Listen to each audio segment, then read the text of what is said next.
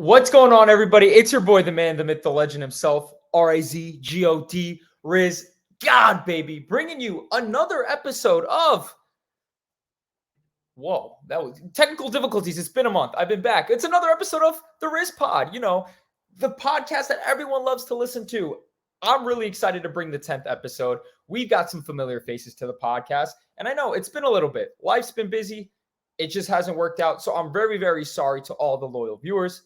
But we're coming out hot today with a fire episode. We're talking about the NBA playoffs and game one reactions. But before we talk about the NBA playoffs, let's introduce these familiar faces. First off, we're bringing out three-time guest, Mr. Adam Alters. Adam, what's up? What up, Riz? I'm feeling good about the three-peat, man. If I would have known you were rocking the glasses, I was about to just run up and go get mine. We could have done the RizPod image on the intro.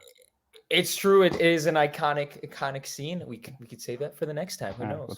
Sounds good. Fourth's the charm. Well, to kind of round out the panel, joining me and Adam is the third musketeer. I don't really know, whatever we want to call it, is David. David, what's going on? What's good, my guys? Good to see you both. Y'all gotta plug me in with the RizPod merch. I gotta get that cap, King. You know, a lot are in the way. Stuff are coming in. If the hat, the RizGod branded shades, a lot of stuff coming the RizPod's way. You might see a shirt that says the RizPod logo on it soon. Need the swag. You might, and you guys will be the first to get it. As well as you guys can shop at www.rizpodmerch.com. That's gonna happen soon. Book it. But obviously what we're here to do today is obviously talk about playoff basketball. All the game ones have happened, and right now game two for the Nets and Sixers are underway with the Kings and Warriors playing after. But before we really get into that, I say let's talk some NBA basketball. A lot to get through, a lot of interesting series to go through, and a lot of, ones. I think we're going to kind of start it off based on rankings. Obviously, a very fun and interesting play-in tournament that ultimately led to the seeds being the way that they are. And the first one we're going to talk about is probably my least favorite series just in terms of entertainment factor. It's going to be Nikola Jokic's Nuggets versus the Timberwolves. Obviously, the Nuggets pulled out the win yesterday in a pretty ugly but dominating fashion. So, Adam, I'll kind of let you take it away. What's your takeaways from game one? What did you like? What did you didn't like? What do you think is going to be the outcome after game one? Well, I mean, the outcome's pretty clear. It was going to be the outcome the entire time. Nuggets are gonna roll. It's always fun to see Jokic steamroll Rudy Gobert in any way possible. He's always on the chopping block with him. But yeah, it really wasn't anything surprising. It wasn't maybe the prettiest game. Nice to see Jamal Murray back though, putting up some points, picking up where he left off in the bubble last time we saw him in the playoffs. So that's pretty good. I do think that one factor that maybe could have altered the series a little bit, made it a little more competitive, is McDaniels getting hurt, breaking his hand or breaking his own hand. I think that impacts things just because he's their best defender possible, defensive player of the year candidate. So that's a kind of tough loss for them, but it wouldn't really change how the series was going to go, in my opinion. Nuggets in 4, maybe 5 if they're feeling nice. Yeah, I just kind of go along with that. I think on paper, before the injuries, I actually thought Minnesota could be a scary team. I mean, you have Ant, who's Anthony Edwards, an upcoming star. You have Cat, who's honestly coming back really, looking really good from injury. Rudy Gobert, who, does whatever, clogs up the paint, plays defense, like you said, just gets cooked by Nikola Jokic. And then Jaden McDaniels, who's a great perimeter defender. I think if you had him, they could have made some noise because you got Mike Conley, who in the play-in was fucking phenomenal. No. You have Kyle Anderson, who's a great role player, and just got a lot of other bench guys that are willing to do what it takes to win. But honestly, looking at the game yesterday, they all just seemed very frustrated. Anthony Edwards just couldn't get anything going. I think he honestly has played really bad in these playoffs. I think he had 17, 18 points yesterday. And then the 2 playing games, he played pretty bad, especially against the Lakers. So I'm not really seeing anything too much from Anthony Edwards. Cat played pretty bad yesterday. Rudy Gobert's plus minus, I think, was minus 30 yesterday. And I know they lost by 30, but clearly he's just not meant for this day and age of NBA basketball. And the fact that the Nuggets steamrolled so hard with Nikola Jokic just not even getting a triple-double and only scoring 15 points or whatever he scored. Jamal Murray was the one that carried the load for most of it yesterday, and he looked great. I think I was really hoping that the Nuggets would be tested because a lot of people aren't high on the Nuggets' playoff chances. But just seeing the game yesterday and just seeing how frustrated the Timberwolves were just playing the Nuggets when I don't even think the Nuggets looked that good. I honestly think it's going to be a Nuggets sweep. Somehow, if Anthony Edwards or Cat pull a Game 6, LeBron, Kyrie, and both drop 40 points, maybe they take one at home. But I'm going to go with Nuggets in 4, especially after seeing their performance in Game 1. Dave? Yeah, I mean, a sweep is definitely within the realm of possibility. Originally, I had the Nuggets in 5 just because I think Minnesota could pull out that one game where Cat has a dominant game inside and he just cooks because Jokic is sometimes susceptible to being cooked inside. So if it just needs a Cat masterclass in order for them to pull out one win. But right now, Anthony Edwards, I think with all the ailments he's been dealing with in the second half of the season, he's just missing a step here in these playoffs. So they need somebody to pick up the slack. You're gonna need somebody to score more than 20 points. The Timberwolves as a team put up 80. That's not gonna win a basketball game in this day. It's not even gonna win you a playoff game, let alone a basketball game. I agree with you. You need someone to put the ball in the hole.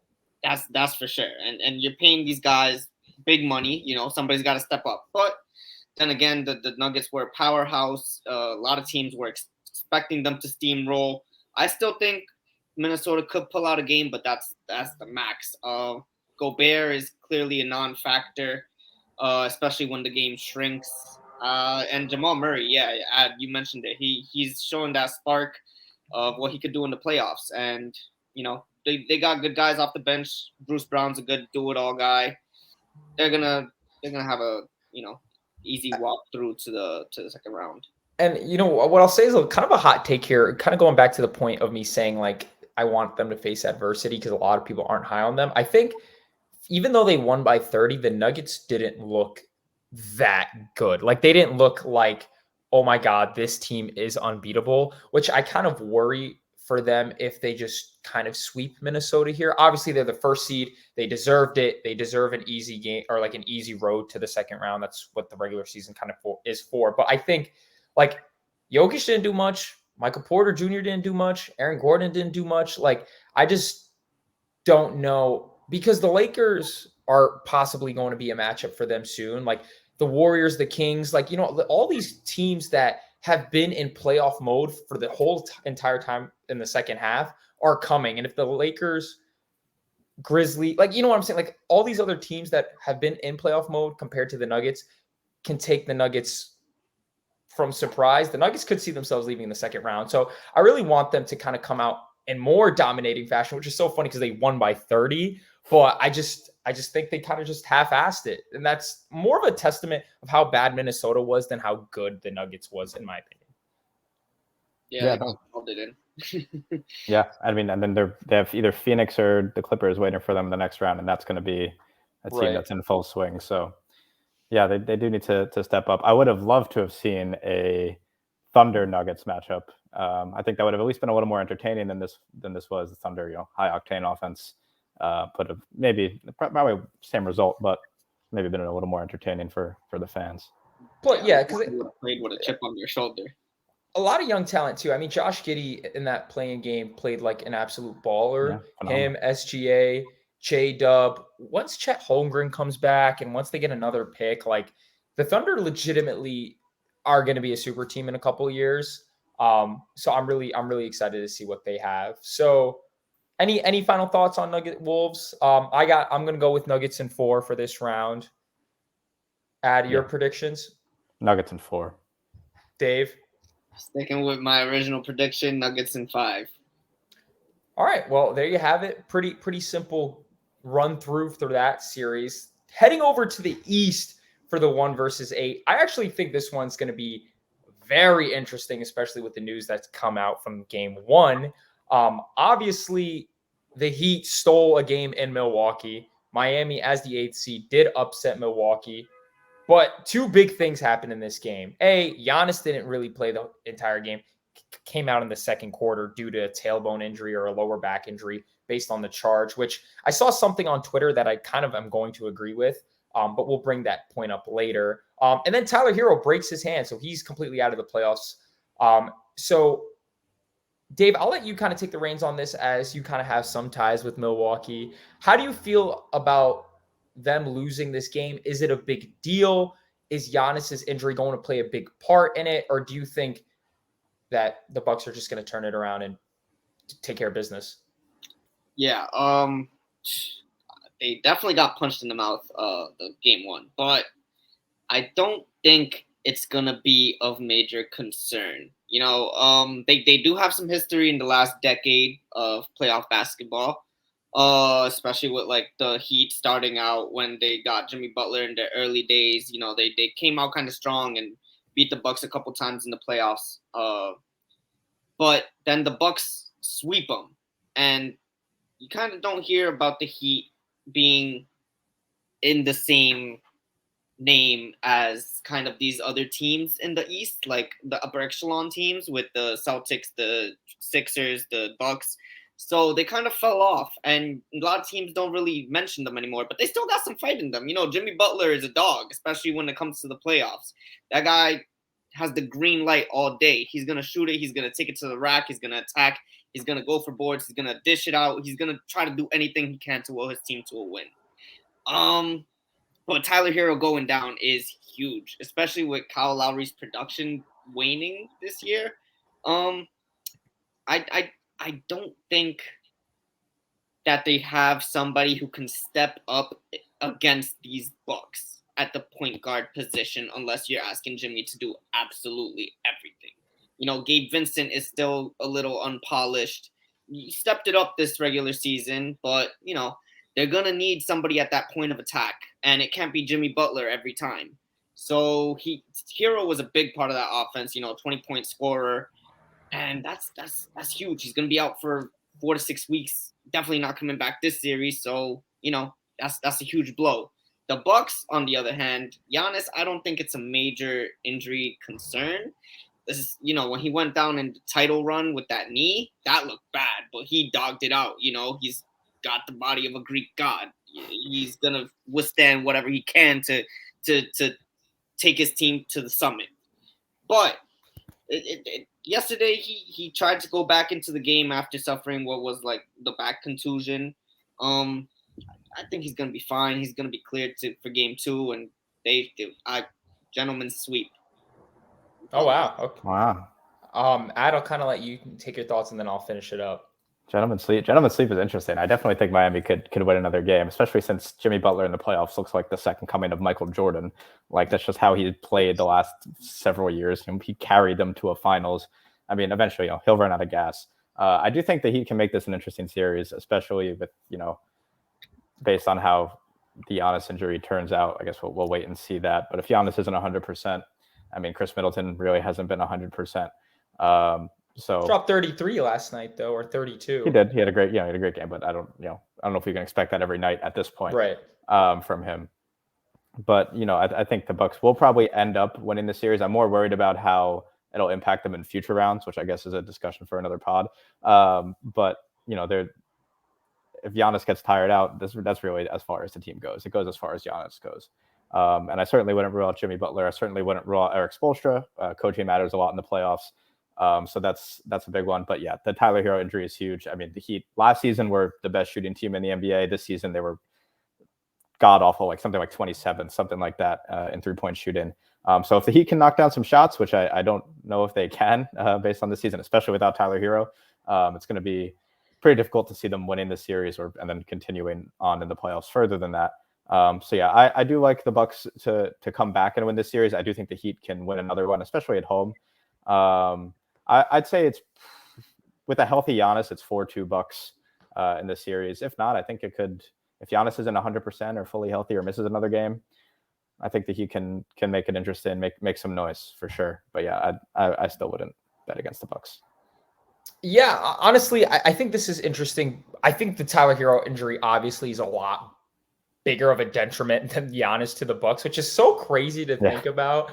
But I mean, the depth that the Bucks have is insane. I mean, Giannis goes out, and Chris Middleton, obviously, who's proven to be a great player in this league, scored 33. Bobby Portis came off the bench and scored 21. Like, there's a lot of players that they have. Joe Ingles, Wes Matthews, Jay Crowder. Like, they have so many guys that can come off and produce. Obviously, they didn't go out and like put up insane numbers, but they have so many weapons. Drew Holiday, obviously, Brook Lopez, who's a great two-way player as well. I think the thing with Miami, and the reason why they won yesterday, kind of you alluded to it, Adam, is they shot the ball really, really well in that game. They shot 60% from three. They made it like 15 out of 25. And that's not going to happen every night, right? Like, the Bucks are a great defensive team. And I think just them losing Giannis when they probably had a game plan on how to attack Miami with him probably led to them not winning that game. I'm not really worried too much because even without Giannis, I genuinely, like, this might be crazy to say, but if Giannis didn't play the rest of the series, I think Milwaukee still comes up top because I just think they are more team oriented. Whereas Jimmy Butler, I will say, come playoff mode is just on another level. Like, him and Kawhi, to me, are such enigmas in this league, and we'll get to Kawhi, but for them to just half-ass the playoffs, and you're like, are they even fucking playing basketball? And then once the playoffs start, they just become like, it's like 2K when you turn on gamer sliders. Like, their sliders go from 50 to 99 once the playoffs start. So it's absolutely insane. But I do think the Heat can come out with another win. I just think that Jimmy Butler is so good. I mean, Bam Adebayo almost had a triple-double the other day, or the other game.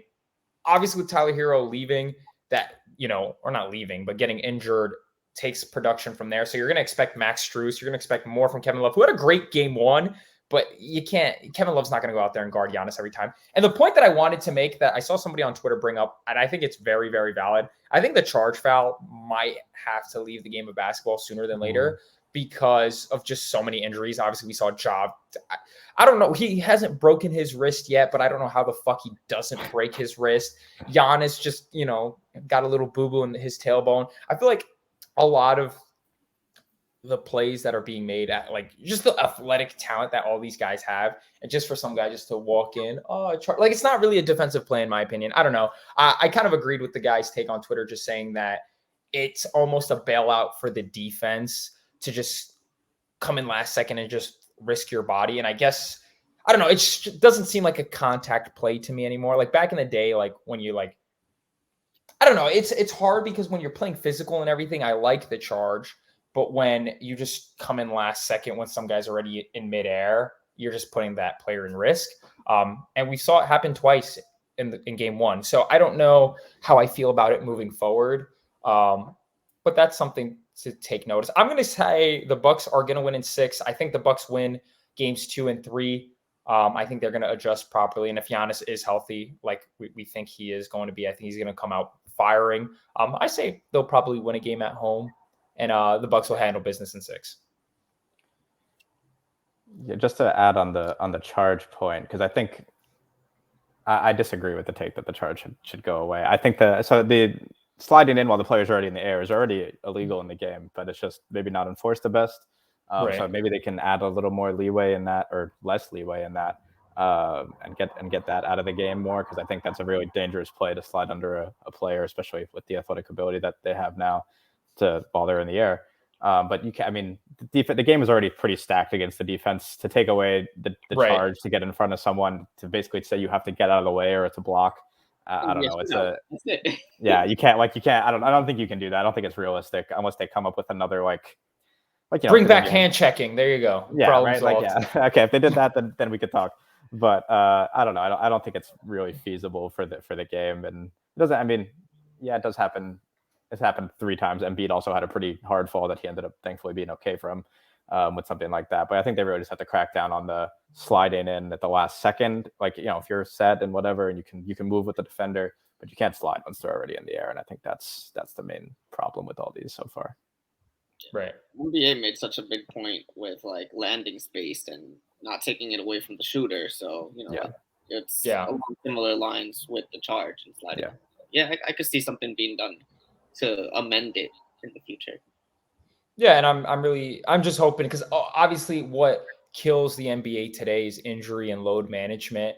And I think in a world where nobody really plays hard until the playoffs, which honestly sucks, and for 2 big stars like star powers and Giannis and Ja to just play, and then in the first game possibly, and even Tyler Hero like to be out, it just kind of makes the playoffs like wow, like it was anticlimactic. Yeah. Also, absolutely crazy that Tyler Hero shot a 3 after breaking his hand. Like I would have been on the floor in pain. That was yeah.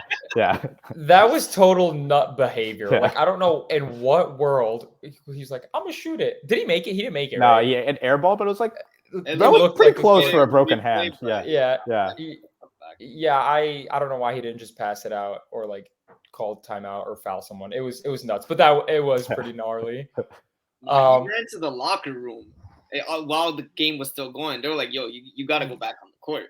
Yeah, he's a champion though. Also, I don't want to call him soft, but like the fact that he broke his hand sliding to save a loose ball, I don't know how that even happens. Because looking at the replay, it's like you can't even tell how he breaks on somebody on when he was chasing it down. I think he jammed it on the Bucks players. Yeah, I think it was a Drew. It might have been Drew. I can't. Yeah, remember on their foot.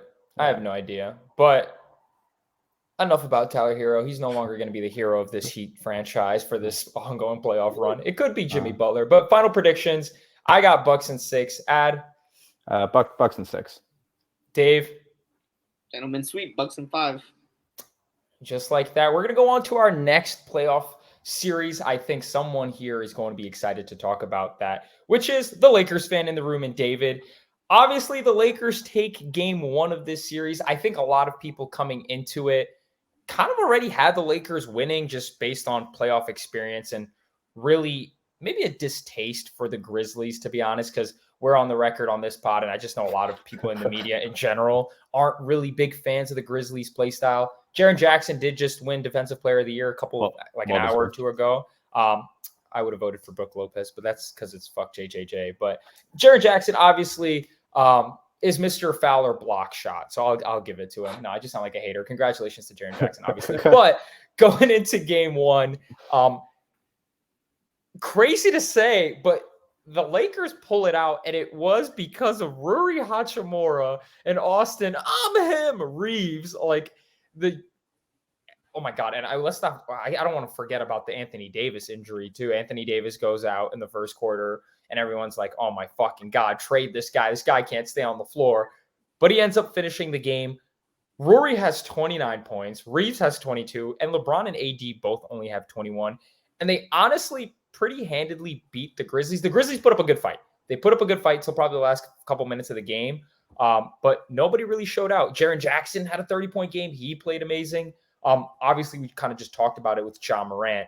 Ja Morant landed pretty bad on his wrist/hand going up for it. A charge happened. I don't know. Obviously, there's no reports on it, but I would not be surprised if he doesn't play the rest of the series or the rest of the playoffs in general. Even if he did play, I do think the Lakers take it out. I think seeing the Lakers' depth and their defense yesterday just kind of proved to me what I needed to see from them.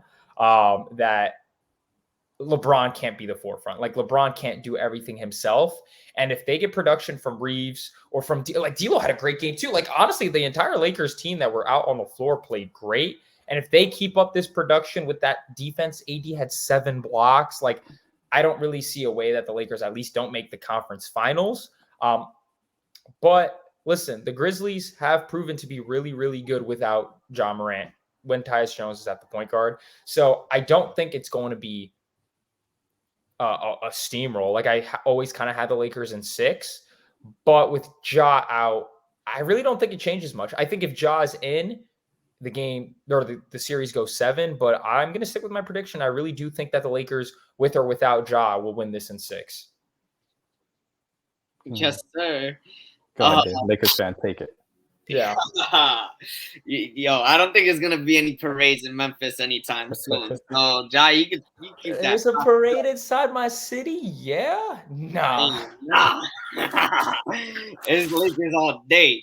Obviously that was a very dominant performance in the end of the fourth quarter. Very inspiring to see as a Laker fan. Wow, Tachi was amazing. 29 points off the bench, most since Magic Johnson in a playoff game off the bench. Reeves did his thing, scored 14 in the fourth quarter.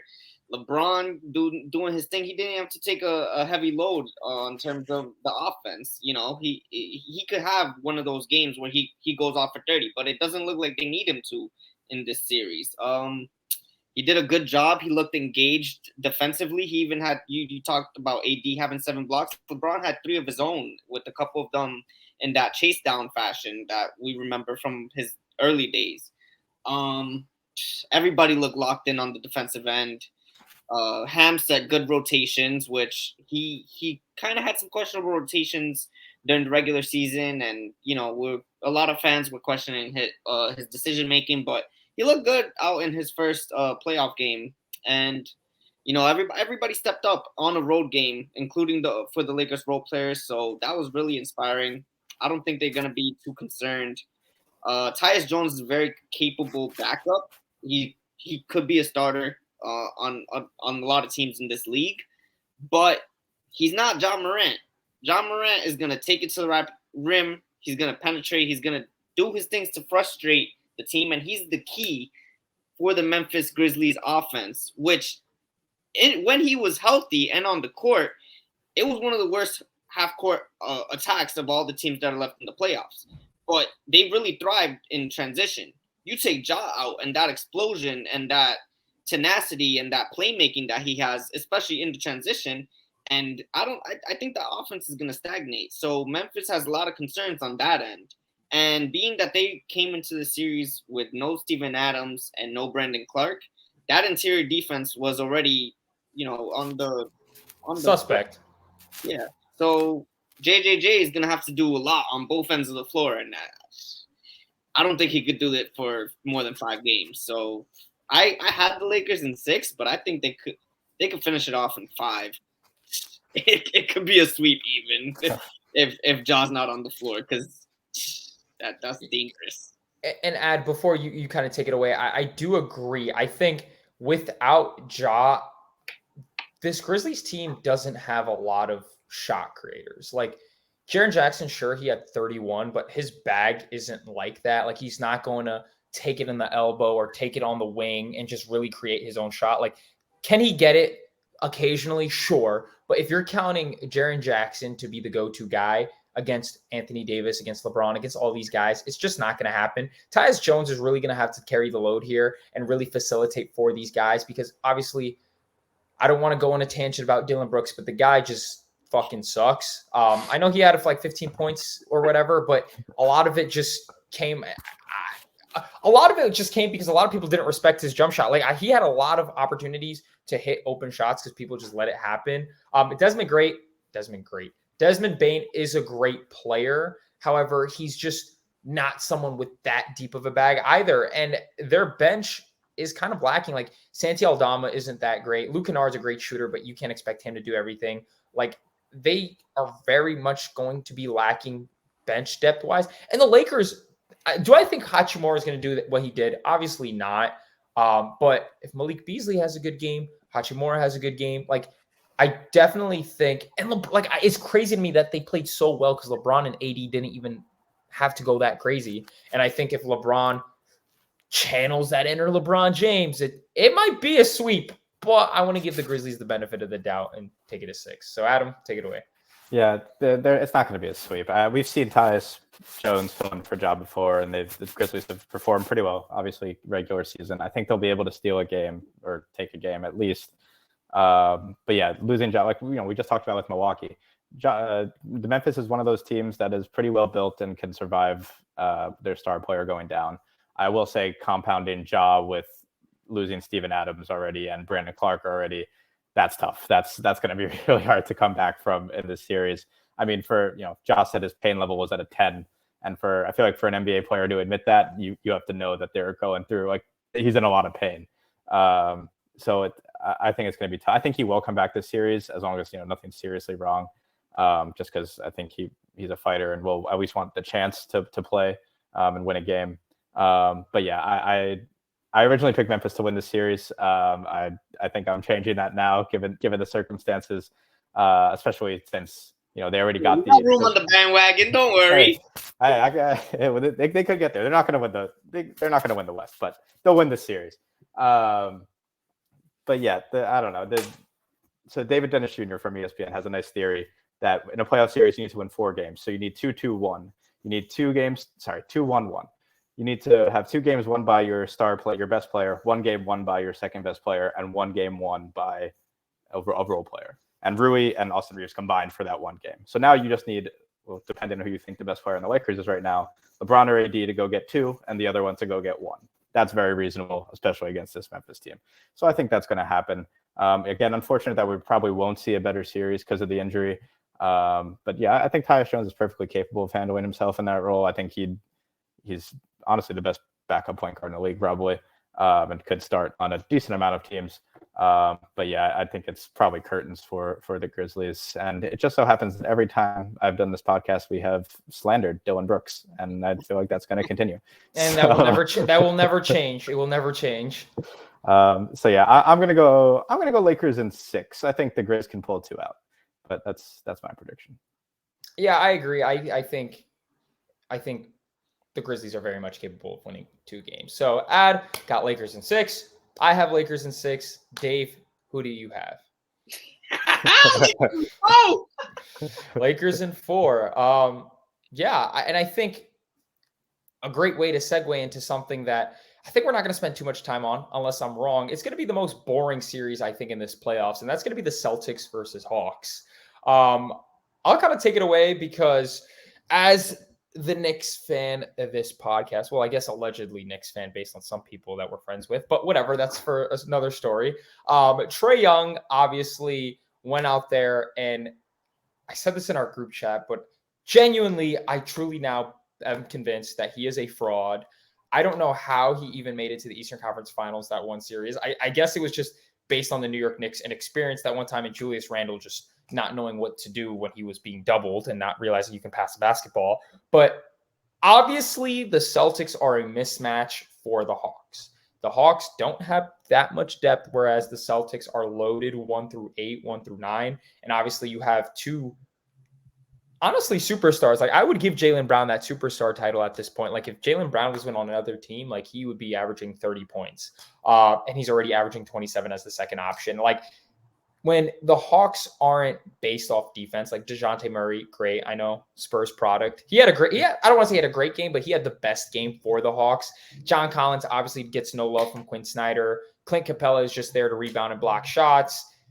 And then Trae Young is the guy that you're relying on. And when he gets locked up, he just was a non-factor. And he did beat, the Heat in the play-in game, and that was impressive. I didn't expect that. I thought the Heat was going to steamroll him. But I don't see a lot from the Hawks that I like where they can win 4 games, let alone even 1 game. Like, I genuinely think that Boston is just so dominant. Like, Jason Tatum can sit and Malcolm Brogdon and Sam Hauser can just go out there and beat the fucking Hawks by themselves. And I genuinely do believe that.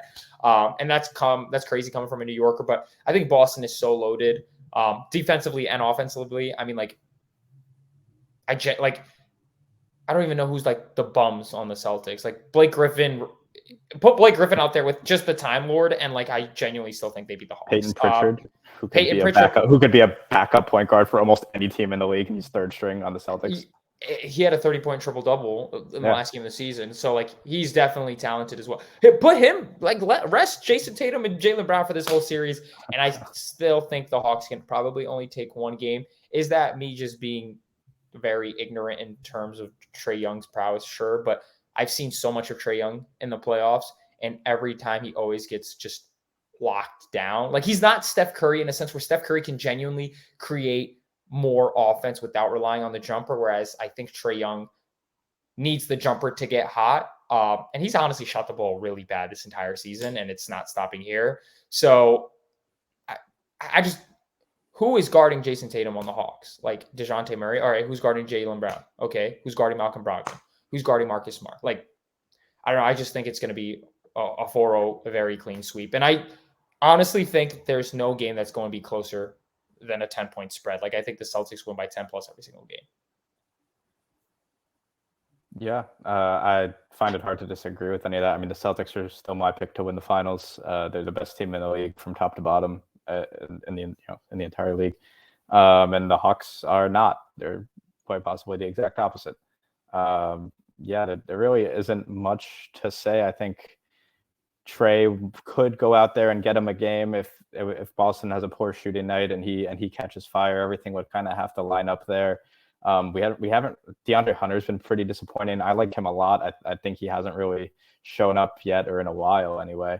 John Collins, I go bust territory at this point when we were talking about possibly the Celtics trading for him and adding him to their rotation a while back. So I don't know. It just seems like two franchises that are going in vastly different directions, and they're not even going to need much out of Tatum and Brown here. And though honestly, they got pretty lucky that the Hawks beat the Heat in that game to face them, because it'd be a different series. I think the Heat match up a little better with the Celtics, right? And it would at least 100%. Yeah, would at least cause them to lose some energy and give them a fight. So yeah, I mean, the 30-point lead at halftime, both since they beat the Lakers in 1985. So I don't know. I think it's pretty foregone conclusion there. What's going to happen, barring any major injuries.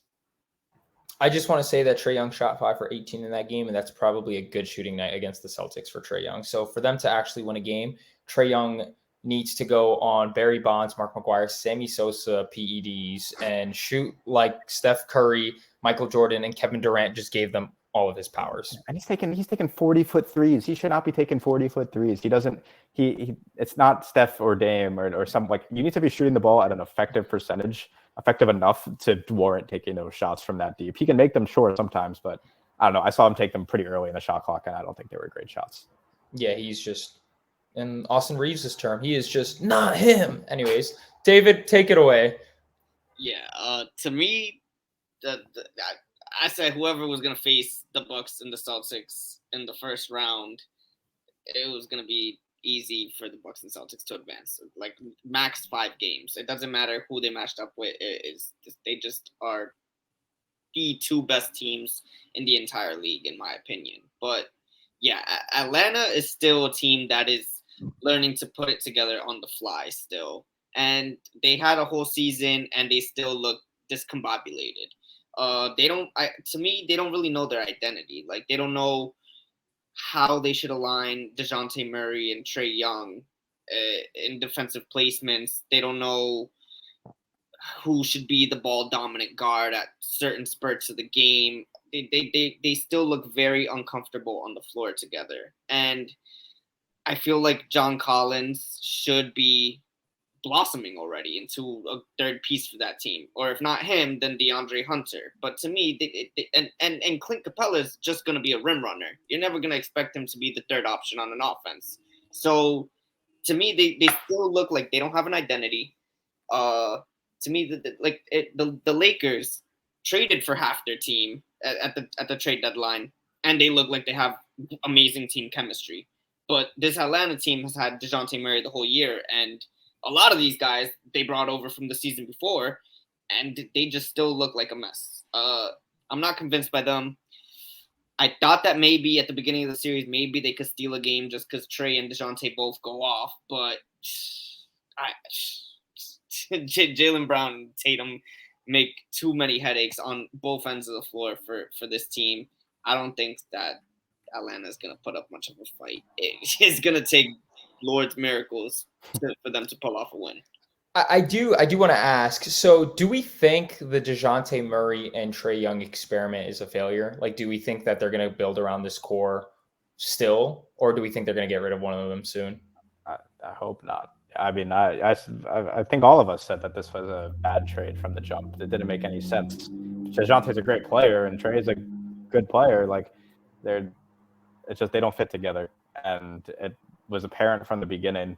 And even now with Quinn Snyder, I don't think it's going to help much. I think they're going to have to make a decision there at some point and see what they can get in return. I think, give another season under Quinn Snyder and see what can happen. But I don't see it working out for them. Yeah, and Quinn Snyder's a great coach, and so is Nick Millen. He did a great job there. Like, it's just a shame that the team isn't a good fit together. Yeah. Blame Trae Young. Anyways, any final thoughts on the Celtics Hawks? I mean, I think it's all pretty clear that we have the Celtics in 4, but any final thoughts? Celtics in 4. Keep Jaylen Brown's hand wrapped up. The Hawks players better be planning their vacations soon. Yeah, honestly, Cancun is waiting for them. But Something that I'm very interested to talk about. Game 2 is happening right now, which I'll give a live update. But the next series we're going to talk about is maybe a series that maybe won't have players go to Cancun sooner than we thought. And that's the Sixers and the Nets. I think coming into this series, a lot of people, obviously Embiid probably has the MVP locked up, which I think he really solidified it in the last few weeks of the regular season. Do I think Jokic and Giannis deserve it over him? Like, I think there's a conversation about it, but I also just feel like people want to kind of award someone new. Like, there was this story going around, like, are we really going to look back in the early 2020s and like think about Embiid and him not having MVP? And I feel like that storyline has kind of taken like it kind of gained that narrative. And I'm not saying Embiid doesn't deserve the MVP, but I think that narrative has helped him. And a lot of people don't want to see Giannis and Jokic pull out another one. So, anyways, that's kind of a topic for another time. But right now, obviously, the Sixers did win game 1. They honestly kind of dominated game 1. Top to bottom, James Harden looked like prime James Harden. He was great. Joel Embiid was absolutely great. And now, right now in game 2 at halftime, the Nets are up 49-44 with Cam Johnson scoring 22 points at half. Absolutely nuts stuff. Maxi's got 15 at half. Joel Embiid's got 8 at half. So Joel Embiid hasn't really going yet. But Mikal Bridges, yeah, exactly. And Mikal Bridges, which is absolutely insane. He had a great performance game 1. And if you told me, or just I feel like for any of us, that Mikal Bridges was this good on the Suns a few months back, we would probably all laugh. But the fact that he is now getting that opportunity to shine and really prove how good of a player he is, I obviously don't think the Suns regret trading him by any means, but we'll get to the Suns series. But if they don't pull out a finals win with KD, I feel like this experiment's a failure and the Nets got the better end of the deal. I mean, Mikal Bridges is young, he's hungry, and he's a two-way player. Obviously, it depends what happens in this game, but based on game 1, obviously the Sixers were very dominant. Tobias Harris had a really good game, and I think going back to what you were saying, Adam, like you need a role player or someone that isn't the star to win a game, and I think Tobias Harris was the reason why the Nets won that game. Or sorry, the Sixers won that game. Obviously, I think the Nets are mismatched, but Jacque Vaughn is a really great coach. He really has these guys believing in team basketball. They're kind of given like 2018, 2019 Nets vibes. I will say, though, Brooklyn doesn't have that big of a home court advantage as a Sixers team or just any other team in the league. Like, I genuinely think people from Philadelphia are going to drive up the 2 hours and fill up the Barclays. I feel like people only showed up for Nets games when obviously KD, Kyrie, and Harden were there, and as well as when there's like enough hype around a team. Like that D'Lo team had a lot of time to build like a loyal fan base, whereas Bridges and all these guys didn't have that much time. I do think the Nets can actually steal not only one game, but 2, because they are deep and have a lot of 3-and-D guys. I just don't see it happening. I think the Nets lose in 5, but genuinely, I would not be shocked if this goes to a game 6. But long story short, I think Embiid's going to be too much to handle, and the Sixers win in 5. Jeez. Dave? Yeah, this to me, it was over from the get-go. I think this is gonna be a spanking. Philadelphia is gonna be handing them out. I think it's gonna be a sweep. Yeah, they're putting up a fight right now in this first half. The script is gonna flip in the second half because they can't contain Joel Embiid. Like Claxton is a good defender. He can switch out onto the perimeter and he plays well inside, but he's also real thin compared to Joel Embiid. And in the playoffs, matchups matter. And that pick and roll between James Harden and Joel Embiid is damn near impossible to stop. So, and Harden played phenomenally in that game 1. 23 points, 13 assists. I think he's going to have to play a big role for Philly to make it deep in the playoffs if they want to make a run. So if he could keep up that level of play, yeah, this series is over in 4 because they still got Maxey as that third guy. You still got Tobias Harris, who could have a good game when he gets his open shots. They got their good role players. DeAnthony Melton's great defender off the bench. Paul Reed, got some chance out in Wells Fargo Arena because he was having himself a quarter last game. So, they got a good group of guys. The Nets still very young, put together at the middle of the season. Very encouraging to see them in this place and to see Mikal Bridges play.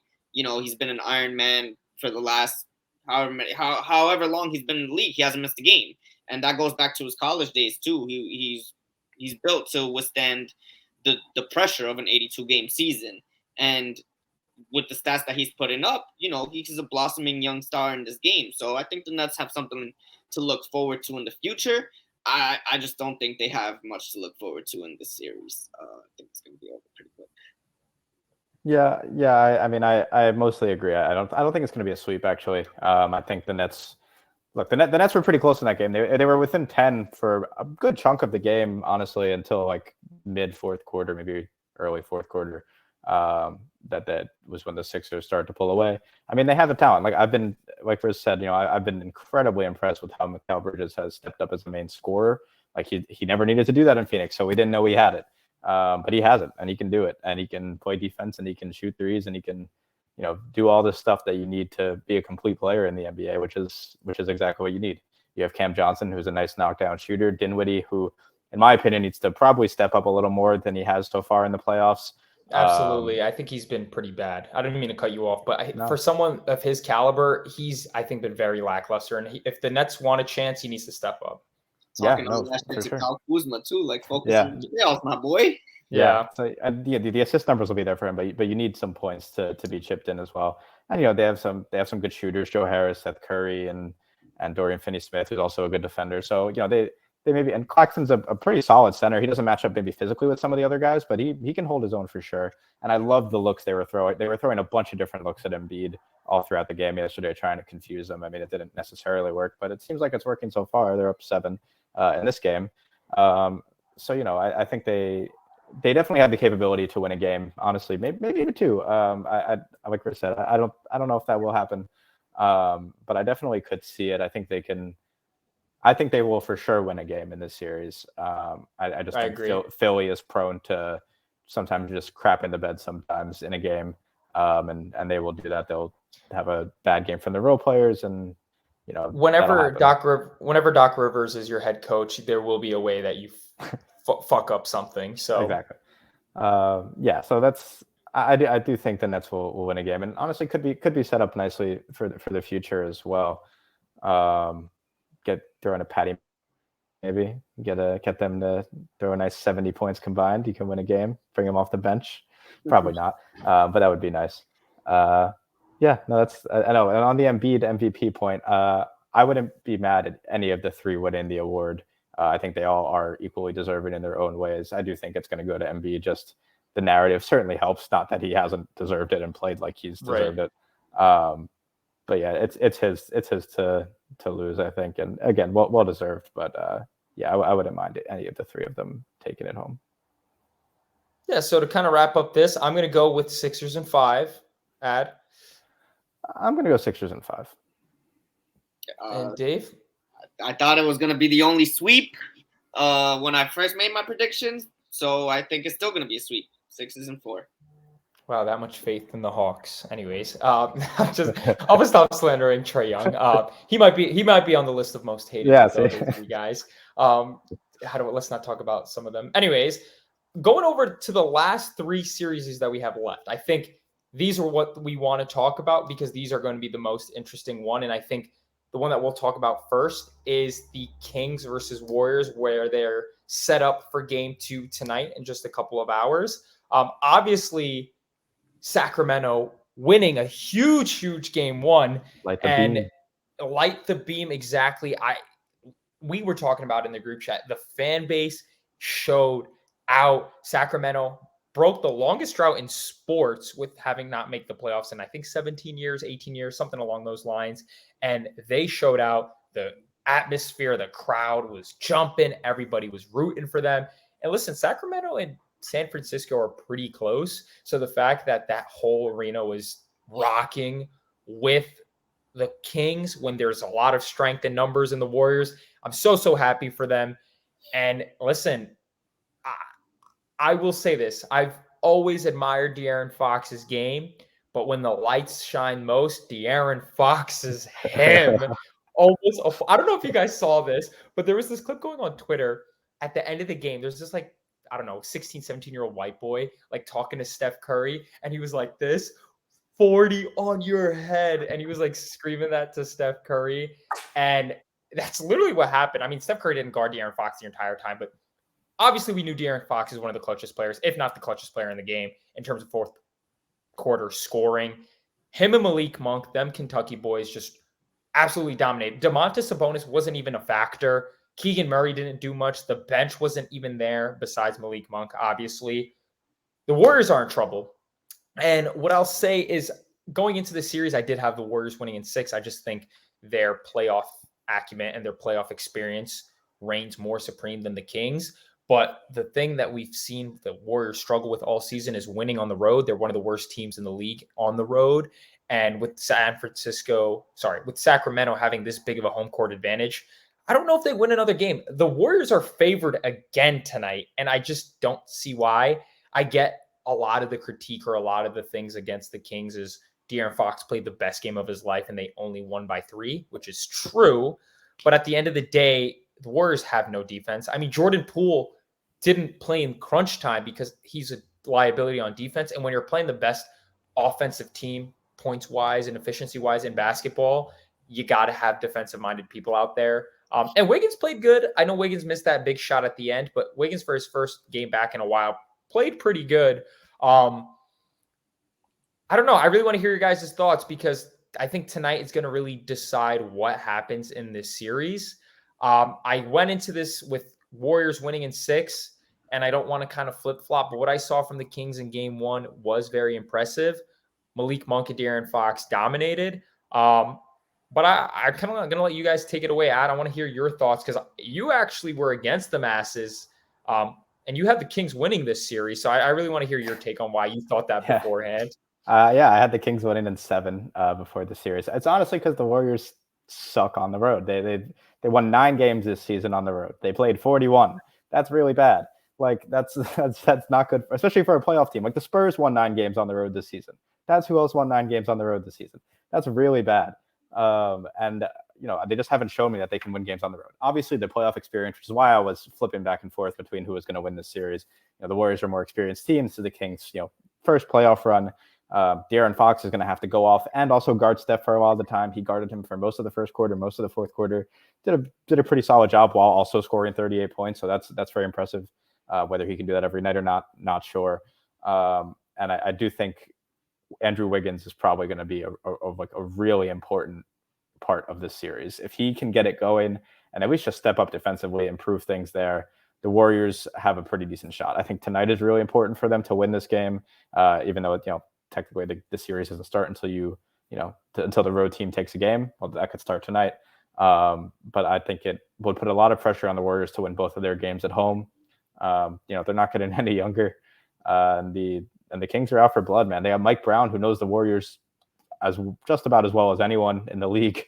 So I think things are shaping up pretty nicely for the Kings. Their only problem, honestly, is defense. Like they also can't defend a lick like the Warriors. But that's, who knows, man. You just need, if 2 teams that can't defend, just a team that scores more. So I think these games are all going to be pretty close, in my opinion, in the series. And I think it's kind of just a roll of the dice to see who's going to win it. But I have the Kings. I have the Kings coming out and lighting the beam for the whole city. So I think it'll be a pretty cool experience to be in Sacramento. Yeah, absolutely, Dave. Nah, yeah, I gotta evacuate the cows, evacuate the pigs, because this is gonna be a barn burner series. This is gonna be nuts. Nah, these are 2 of the top offenses in the league. Like they have been popping off this whole season. The Kings at one point were the best offensive efficiency in NBA history. Like that's crazy. But the Warriors, they're defending champs and they're 4-time champs. There are 4-time champs on that roster, and mainly the core, the three most important guys. So you can never take that away from them. The Kings are a young and feisty and hungry team, and I don't know if you guys heard the arena or saw the crowds, but that arena was bumping. Like, Yeah. pretty sure we could hear the reverberations from Yonkers. Like this, it was nuts. I don't know how like De'Aaron Fox's baby was still asleep, even with the noise. Yeah. Like the arena must have been going crazy. First playoff win in 17 years. Like, given all the Sacramento's history with the Lakers back then, with the refs and all that, that's cool. I'm rooting for them this series. I want to see them win. I want to see them pull the upset. However, defense is a big factor in these playoffs.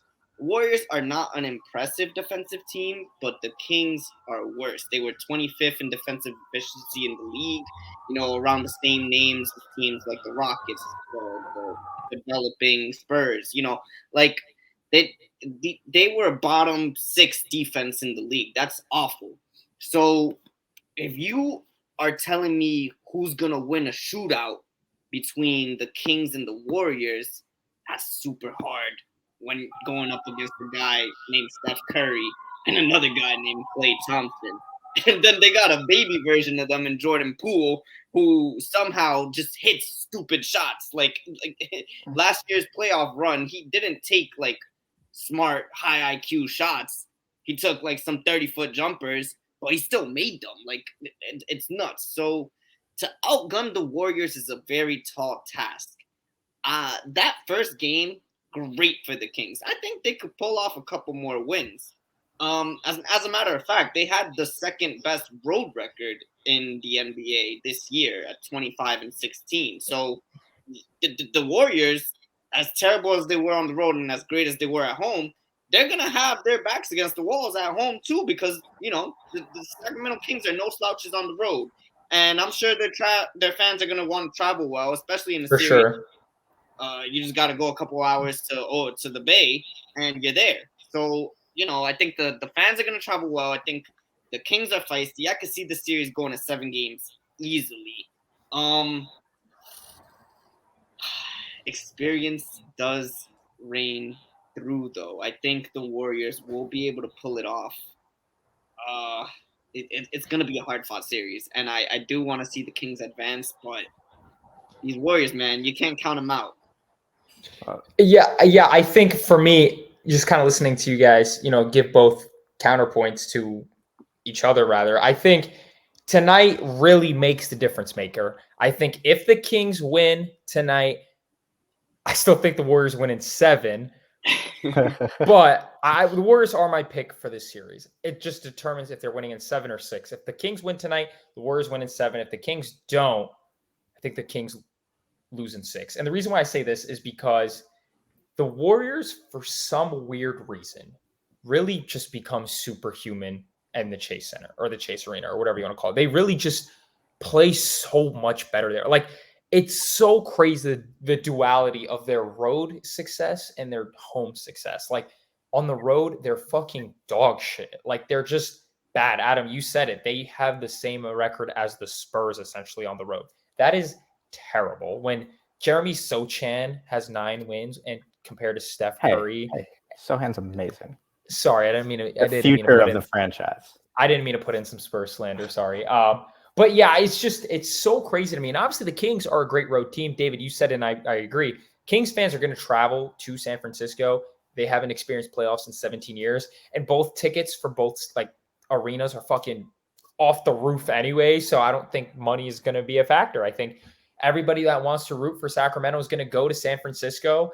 I find it hard because I genuinely don't see the Kings winning a game there. Like, I just don't. Like, I think for De'Aaron Fox and Malik Monk and all these other guys to be in that atmosphere on the road in San Francisco in that hostile environment, it's going to be tough for them, especially with their head held high right now. Like, they just won at home for the first time. The fans was going crazy. They lighted the beam. Like, they're at an all-time high right now. And if they get knocked down off that pedestal tonight and lose, I think it's going to be a big wake-up call for them. But obviously, we don't know what's happening for game 2. Just based on everything for game 1, it's hard to expect De'Aaron Fox and Malik Monk to keep up that production because we haven't seen it. Sure. Whereas Steph Curry, Jordan Poole, Klay Thompson, Andrew Wiggins, Draymond Green, we've seen it year in and year out. So I'm still going to lead with the Warriors winning. I'm going to change from 6 to 7 because I would love a 7-game series because ultimately, I don't know about you guys, but I'm sick and tired of seeing the Warriors in the finals. I would love a Kings upset, but it's just so hard to count out Steph Curry. So I'm going to go with Warriors in 7. Just a couple quick additions. Stat correction on myself. The Warriors won 11 games on the road this year, so they were 11-30. My apologies. So they were 2 games better than two games better. Actually, the Spurs won 8, so double correction there. Yep. So my apologies on that one. Andrew Wiggins, I just got an alert, is starting tonight. He came off the bench in game 1, so that's another big development. But I still cannot falter from my pick here. I'm going Kings in 7. Get to a game 7. Kings are at home court advantage. It's true. Dave? Well, my last video appearance, I predicted that the Kings were going to fall out of the playoffs. That's right. That is true. That's right. Into the play-in. They held strong and, completely disproved me from the day after the video when they just spanked whoever they played. Yep. I'm sorry for doubting them again. Kings fans, I apologize, but I think it's going to 7. I just don't think the beam is being lit after game 7. So Warriors in 7. Hey man, be grateful. At least you get it lit 3 times, right? So it's better than 0. But yeah, I think it's going to be a great series. Can't wait to see what happens. Another great series, and this is going to kind of be the theme to end the podcast with the rest of these series. It's going to be my New York Knicks, our New York team, in a sense, that we're from New York, whatever, versus the Cleveland Cavaliers. And this series is going to be a dogfight. Obi Toppin and all those Knicks guys are quoting that we're going to play physical. We're going to bring out the dogs in people because we have the dogs in ourselves. I think game 1, to me, proved a lot more about the Cavs' weaknesses than the Knicks' strengths because the Cavs played Darius Garland, Donovan Mitchell, and Jared Allen 43-plus minutes, and they did not show out. Like, you can see Evan Mobley and Darius Garland really seeing the effects of their playoff debuts. Darius Garland, who's a great scorer and a great facilitator, didn't really do much. He had 17 points and 1 assist, which for Darius Garland is terrible. Evan Mobley shot 4 for 13 against a Knicks team that honestly doesn't have great rim protection. Like, yes, you have Mitchell Robertson, but Tom Thibodeau always subs him in and out very often. Julius Randle didn't play good at all. Emmanuel quickly played like dog shit. The guy that I have behind my podcast set up, an RJ Barrett, he's another story. He played like fucking. The more I watch RJ Barrett, he's a great guy. I met him a couple of times. I don't know, man. He has 0 bag. Like, he doesn't have a bag. He makes Hey. He got the left. No, I don't even think he has a left, bro. He pump fakes, goes in the lane, stops at like the in between of the free throw line in the restricted area and tries to float it up. Like, it's the same move every time. Once he can't do it, he's like turning around like this, and it's bad. It's ugly. I thank God for Jalen Brunson because Jalen Brunson he's like, I don't even want to say he's actually him. He's like better than him. He's himmer than him himself. Like, he was in foul trouble and the Knicks were still winning. He comes back in the third and puts up 14 points in the third quarter, finishes with 27 and 30 minutes played. Like, his experience, and like obviously we saw with him in Dallas last year, like when Luka wasn't there against Donovan Mitchell's Jazz, like he stole 2 games. Like, he dominated that early part of that series against the Jazz, and he's doing it against the Cavs as well. The Cavs have no depth. Dean Wade, Ricky Rubio, Lamar Stevens, Isaac Okoro, whatever their bench is, didn't do shit. And Emmanuel Quickley, Obi Toppin, Isaiah Hartenstein, and Josh Hart are all just deeper. Like, they're just better players. And Josh Hart is actually ruled out for game 2. So this is going to be interesting because he was a big big factor in that game. He was playing more minutes than RJ Barrett, as he fucking should. He does it all. He can pass, he can score, he can rebound, he hustles, he's a great defender. Like, he just does so much more than fucking RJ Barrett at this point. And Julius Randle didn't play that great either. Like, honestly, the Knicks played really bad. And for them to steal a game in Cleveland, they come to Madison Square Garden, worst case 1-1, MSG is going to be bumping. And yes, Donovan Mitchell's from Westchester County, the 914. He's going to be playing at home. Like, listen, at the end of the day, I said this to to our group chat or whatever. The game plan for the Knicks, let Donovan Mitchell have 50. Who gives a fuck? Just limit everyone else. And I think the Knicks did that perfectly. Donovan Mitchell had 38 on 30 shots, which whatever, like, good for you, Donovan. You did your thing, but you didn't get the win. He tried to get a little chippy with Julius Randle on that one play near the free throw line. I went into this with the Knicks winning in 7, but honestly, I can see the Knicks winning in 6. I do ultimately think it's going to go 7 games with the Knicks winning in 7, just because Josh Hart missing game 2 could be a big loss for them. Because if they steal 2 in Cleveland, wrap it up. The Knicks are going to the second round, and this city's going to be bumping. But I like what the Knicks are about, man. Tom Thibodeau has always been about physicality, and in the playoffs, you need that physicality. And they were making Evan Mobley look soft out there. Jared Allen didn't really produce that much, and Darius Garland was a non-factor. So if the Knicks actually have their guys play well, like if Quickly plays well, which he should win the 6th man of the year, Quentin Grimes shoot a couple more threes, RJ Barrett not look like a fucking bum, and Julius Randle and Jalen Brunson continue to produce the way they're producing, the Knicks are going to win this series. And I'm not even being biased, just from what I'm seeing, we're the better team than Cleveland. Dave, you want to go? Yeah, sure, I'll take it. Stay with me now. Bing bong.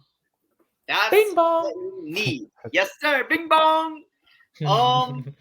I you know what?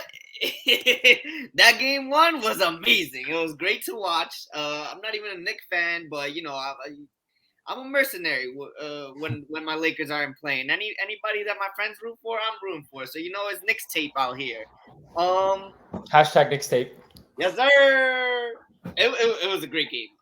Julius Randle came out the gate pushing. He had a great first quarter. I was shocked. I thought it was gonna be like a feel out game for the Knicks, just because Julius had that sprained ankle that at the end of the season that kind of made him questionable and at the beginning of the series. But he came out, played strong that first quarter. Didn't have the best of the rest of the game for the last 3 quarters, but you know what? I was confident with what I saw from him. So I'm not going to be too worried unless those jitters from a couple of years back come back again and become a consistent problem. But I think Jalen Brunson being the steadying presence there, huge for the Knicks in this playoff series. 100%.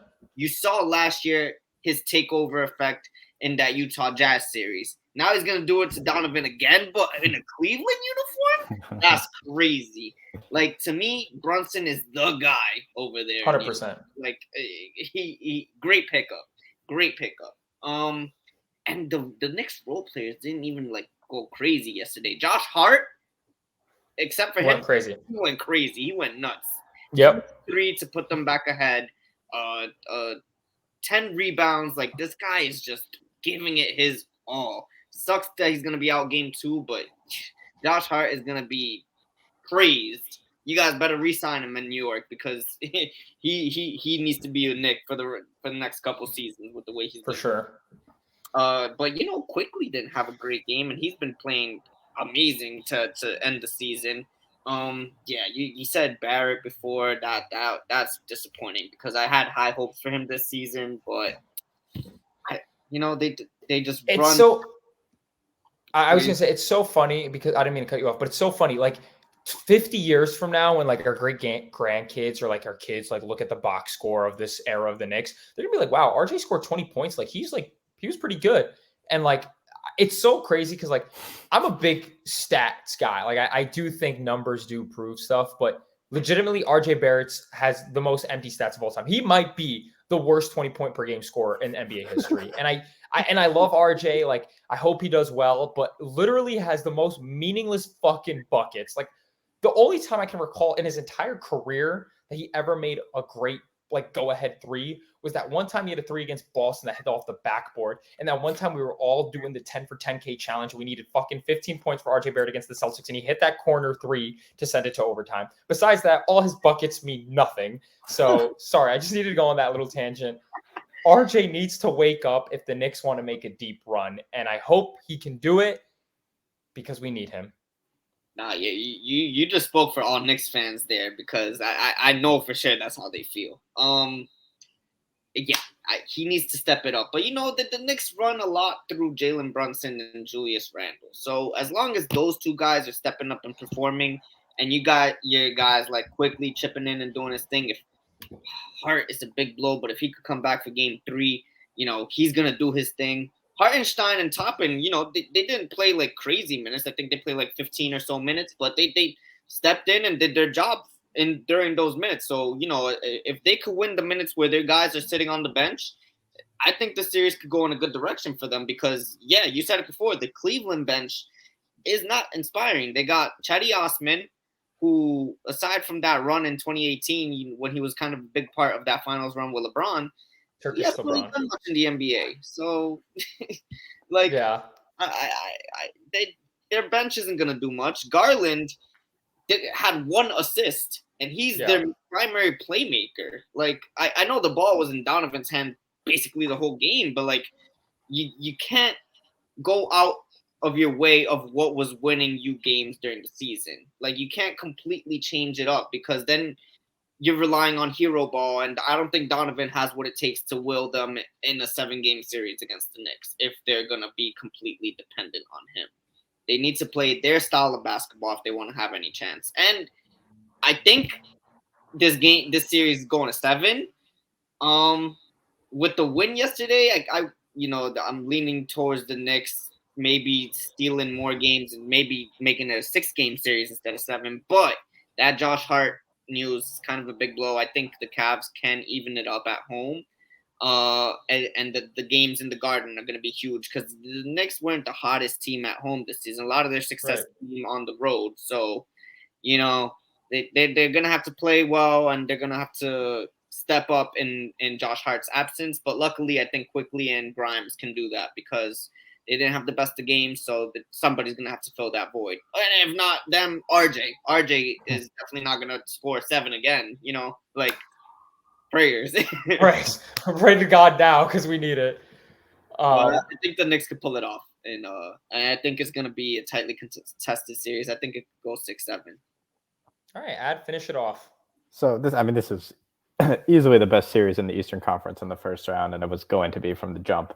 I think it's probably either first or second best in the entire first round of the playoffs. Maybe Phoenix and the Clippers takes that spot. But I am of the complete opposite mindset of you gentlemen.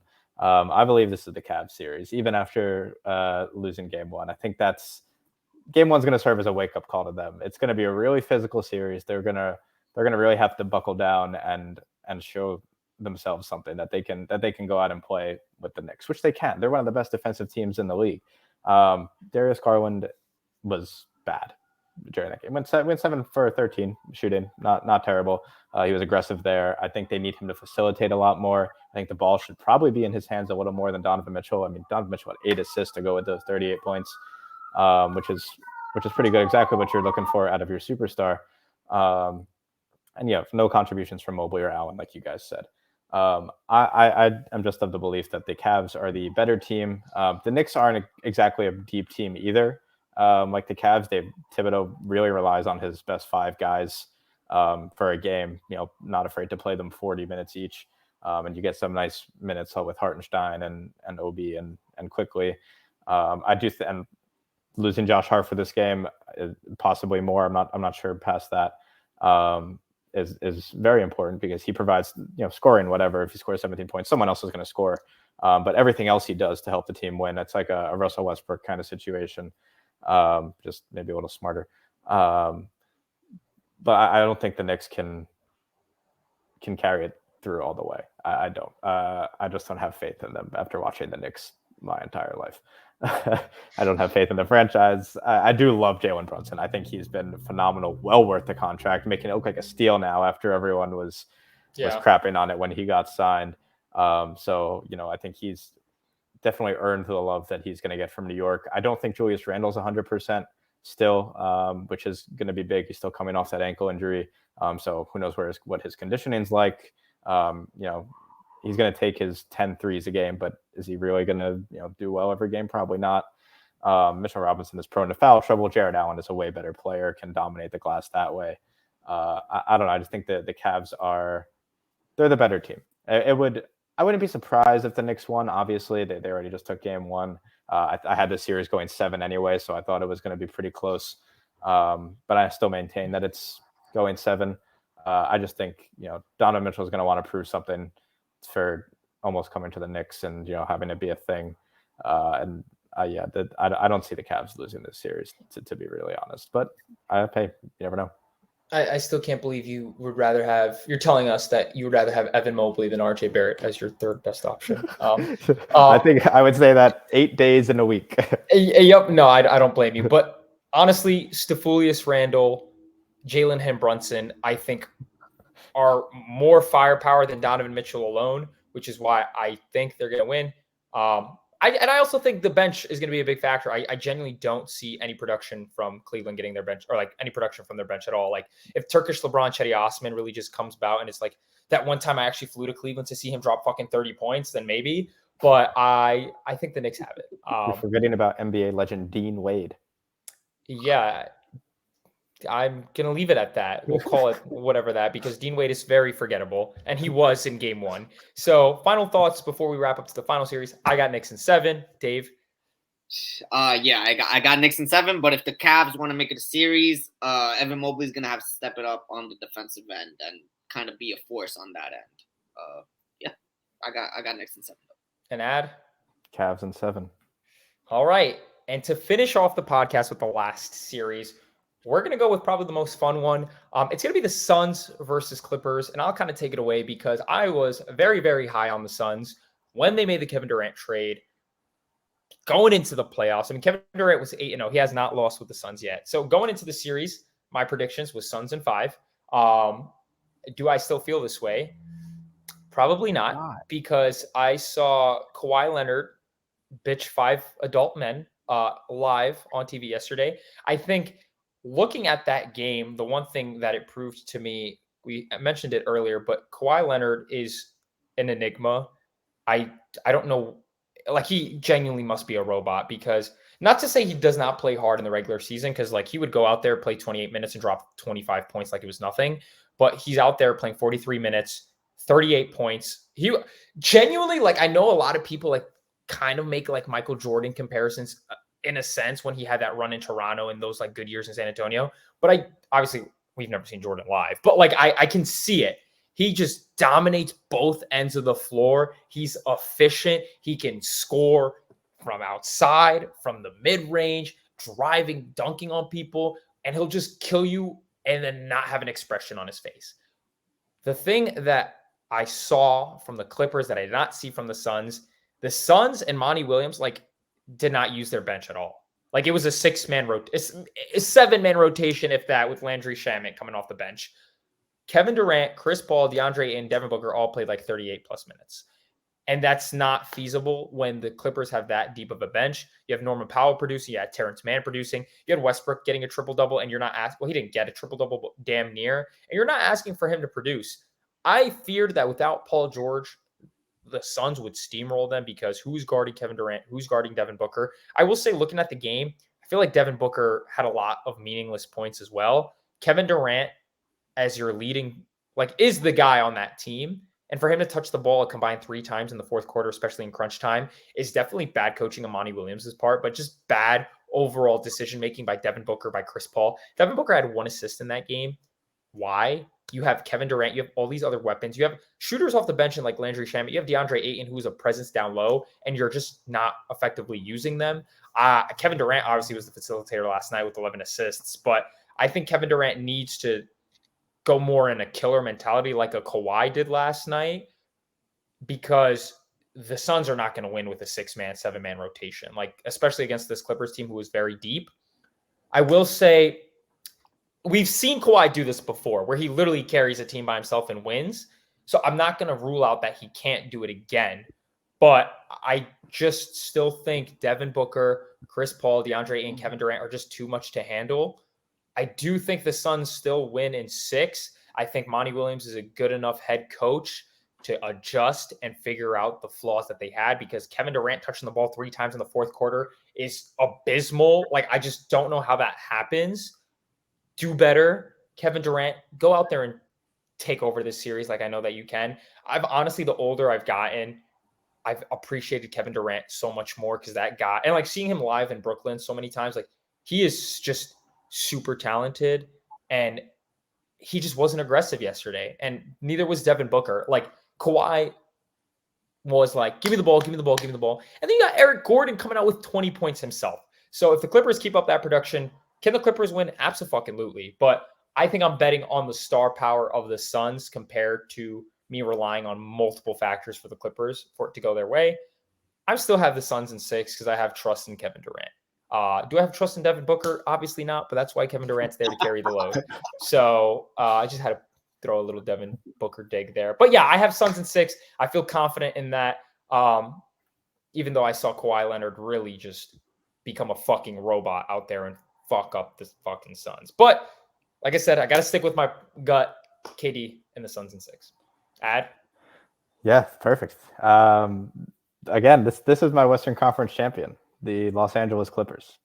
I've maintained that since the trade deadline, and I still feel good about it. Getting a win last night, or was it last night? I think it was last night. Was massive in that game. I mean, just bring me the claw, man. He is unreal. Like, just going back to San Antonio with LeBron being upset or unhappy that Kawhi was coming back into the game because he knew he was about to guard him and lock him up. Like, that's LeBron James saying that, oh damn, Kawhi Leonard, like 23-year-old Kawhi Leonard, however old he was then, coming into the game. 38 points on 13 of 24 shooting, man. That is some different stuff in a playoff game. Like, Kawhi, I don't have enough nice things to say about Kawhi. But the key to this series, Kawhi is Kahim. The key to this series is Russell Westbrook. Russell Westbrook is the key to this series. He went 3 for 19 last night, and it didn't matter because he made the most important plays of the game in crunch time, like he has always done. And he is going to continue to do so. He's going to go out and be not the best player, not even maybe a good player sometimes, but he's going to make the right play when it matters the most. And honestly, I think the Clippers just might want it more than than Phoenix. I just think they might. I don't know. I think Chris Paul is pretty old. Chris Paul doesn't have it anymore, in my opinion. Unfortunately, I love Chris Paul as well. Booker and KD. I mean, that was the first loss that the Suns have had since KD has been on the team. While he's playing, they're now 8-1. Yep. So they were laid off for a little bit. They were resting their stars before the playoffs, so they had kind of a sleeper game. I do think they'll bounce back and games will be good. They'll win some games. Obviously, they're not going to get swept. I think, honestly, the series could still go 7, and who knows? Maybe the Suns win it out because theoretically they have the better talent, and no Paul George on the Clippers really hurts. But notice this is the first time that we're mentioning Paul George in this discussion. Yeah. Like, we went that entire time without mentioning him, the second best player on the Clippers, and they didn't need him last night. Like, Norman Powell played okay, and he can go out and win you a game. Zubats was doing his thing on the boards, 15 boards. I just think the Clippers, with all the moves they made at the deadline, Mason Plumlee had 11 boards off the bench. Like, that's huge to contend with DeAndre Ayton because he's someone that you have to neutralize on the Phoenix side. So I think the Clippers stack up really well against Phoenix. And I honestly think they'd have a favorable matchup against Denver in the second round as well, although that would be an amazing series. So I don't know. I think things are looking up for the Clippers, especially getting Paul George back at that time. I got Clips in 6, honestly. I had them in 7. I got Clips in 6. I can't, Kevin Durant, one of the best players this planet's ever seen. But Kawhi Leonard plays the best when it matters most. Russell Westbrook plays the best when it matters most. And I think that's going to make the difference in a couple of these close games. And Dave, before you kind of take it away, I do want to point out something that, it kind of goes just looking at the box score. Obviously, we're talking about the bench of the Clippers just being way better than the Suns. And when you look at Plumlee, Bones Highland, Terrence Mann, Norman Powell, they're all plus 16, plus 13, plus 13, plus 11. Bench You matters. look at the bench of the Suns, minus 12, minus 10, minus 11, minus 14, minus 8. And all those guys played only 8 minutes. So for the fact that the plus minus is that bad in that short amount of time just shows, like, you look at the Suns when they played their starters, everybody was plus. Kevin Durant plus 4, Craig 8 and plus 14, Chris Paul plus 6. Like, they can't all play 48 minutes. So the Suns need to recuperate and really just, I don't know, tell TJ Warren or like play Damian Lee. Like, I don't know why Damian Lee didn't play yesterday. He's one of their best off the bench scorers. So one of the best 3-point shooters in the NBA this year. Yeah, the so best 3-point shooter in the NBA this year.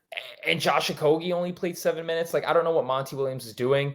They need to readjust, which is why I think ultimately if they do readjust and their bench players do play better, that they'll probably win. But two different opinions. David, be the tiebreaker here and kind of give us your thoughts. Oh man, I hate being the tiebreaker in this specific scenario because I hate both so much. So this series brings me a lot of pain and satisfaction as a Lakers fan because the pain comes from seeing one of these teams advance, but the satisfaction comes from seeing one of these teams be eliminated. So it's a big balancing effect here. But I'll put these emotions aside and try to use logic to deduce who I think is going to advance. And yeah, despite yesterday's performance, I do think the Suns come out on top. But I was shocked to see the Suns just put up what seemed like an apathetic effort. Yeah, like you guys said it before, the Clippers did look hungrier this game. They just looked like they wanted it more. They on both ends of the floor, they looked committed. They looked engaged. Everybody was calling out rotations, calling out all the pressure that was coming out on the defensive end. They were communicating and gelling really nicely. And I don't think that Phoenix team has gelled completely besides the starting lineup. I mean, KD is one of the most malleable players in the NBA. Like, sure, you put him in any lineup and he's going to succeed. He's going to elevate that team 5-10 wins. Like, he's that good of a player and he's that talented of a player. Kawhi, he's the monster. I don't think he could do it all to push the whole team, put him on his back, and take him to the next round. That's a lot of work. And yeah, you know, he load managed this whole season, so maybe he has the energy to do that. But against Kevin Durant and, like, I hate to say it, but Devin Booker and Ayton, like Chris Paul, yeah, you said it, he's washed. I agree with you on that. This season, he looks 5 steps behind. I don't just collecting a paycheck and passing the ball as he should, though. He deserves it. Made a great play through the legs of Zubats last night, though. That was cool. The legs pass. But you know, I don't think he can be the leader for a finals contender, like a finals winner. So I think the Suns look lost whenever their bench players come in. Like Landale doesn't look like he belongs out on that floor. Ish Wainwright, you know, he's gonna be a feisty guy and he's gonna do it as all, but he's not like a role player that you're going to trust with 30 minutes a game. So, you know, the Suns do have that weak bench, but I don't think the Clippers can pull out a series with Russell Westbrook being your second option, or Eric Gordon, I guess, if he's going to be your go-to secondary scoring option. You know, like Kawhi can't score 40-plus every game. And if he does, best performance I've seen in a single round to will them through to the next round. But, you know, Westbrook being second best player after the fall off that he has had, like, of course, his play on the Lakers doesn't capture him as a player because I think it was a terrible fit. And he does look like he's thriving. He's shooting a lot better from 3 and from the floor with the Clippers. Like, he's just putting up smarter, higher percentage shots. He's making still shoots 3 for 19. Sorry, I just had to put that in there. that one game as an exception. The he has shot like 6% better from 3 or something, which is like, to go from 24% to 30% is nothing crazy, but It makes a difference sometimes. yeah, it is. It's up for him and it's up for the team. So, yeah, but he was a monster on the defensive end. I will say that he had 59 possessions, I think, guarding Kevin Durant, Devin Booker, and Chris Paul last night, and he held them to 6 points on those possessions. 6 points combined between those 3 players, and they shot a combined 25% whenever he guarded them. That's nuts. Like, Yeah. he wanted defensive pressure. He was all over the floor. He deflected the ball twice out of KD when he was making drives. Like, got a huge block. Like, that man was all over the floor. I believe in his hustle. I just don't believe him as being the certified number 2 option on a team that's going to beat the Suns. I think in order for the Clippers to have had a chance against the Suns, I think they needed PG this series. Even if he performed to playoff P standards, like, the Clippers would have looked a lot stronger. Like, I just don't think that they can pull out another win or 2. I think this series is over in 6. Yeah. And I think just to kind of just wrap up the whole thing there, I think Westbrook wants it more, which is why he played so well defensively. And I think nobody's talking about his piss poor shooting performance, but ultimately in a 7-game series, he's going to have to shoot better than that. And maybe this is just a one-off, but like David was saying as well, I think with the star power that the Suns have, Kawhi Leonard really has to go out there and do this every single night. And for them to only win by 5, for Kawhi to put up such a great game, that's the police coming for my hot take. Anyways, no, I just think it's going to be tough for the Clippers. But it's going to be an interesting series. So just kind of wrap up, final thoughts. I got Suns in 6. Dave? Suns in 6. And Ad? Let's go Clippers in 6. I think it'll be 7, but I don't want it to get to a game 7. I want them to put it away, and I think they will. And just like that kind of wraps up the game 1 reactions, kind of our overall takes on not only game 1, but the rest of the first round. Obviously, I want to thank Dave. I want to thank Adam for just keep on coming on the pod, spreading your knowledge, spreading your takes. Not only do I love it, but I'm sure the people watching love it as well. Before we wrap up, I kind of want to give you guys the floor and say your final thoughts on just anything. You want to promote something? I don't know. Kind of take it away. Adam, I'll let you go first. Hey, you want to subscribe to my OnlyFans? Let the viewers know. It's a must watch, in my opinion. No, thanks for having me on the pod. It's always fun. Looking forward to seeing how our predictions turn out for round 1 and when the Clippers inevitably win the Western Conference. And Dave, finish it off. Hey, who's coming to the parade in LA? Yes, sir. It'll still be in LA. Oh, it will with the Clippers. Nah, LA, but on the nice side of town, not on the Clipper side of town. I actually think the Clippers side of town, once they go to the new arena, might be the better side of town, actually. But anyways, go ahead. Anyways, David, you continue. I'm sorry. Hey, it was great to be back on the show. Thank you, Rizzo, for having me. All I gotta say is Lakers taking the chip this year. I ain't gotta say nothing. Oh, and bing bong. Bing bong. And with that being said, it's your boy, the man, the myth, the legend, RizGod, Riz God, baby. Signing off on episode 10 of the RizPod. A lot more to come. Sorry about the long-awaited break, but there's going to be a lot more content on the way. So with that being said, coming from me, Dave and Adam, signing out from episode 10. We'll see you guys.